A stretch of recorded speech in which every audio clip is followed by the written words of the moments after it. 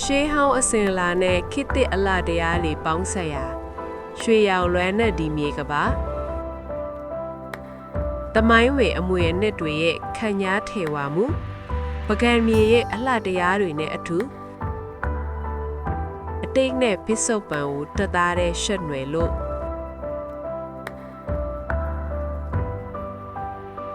တက်ကြွတဲ့လူနေမှုပုံစံတွေစီးစိမ့်နေတဲ့မြေကပါ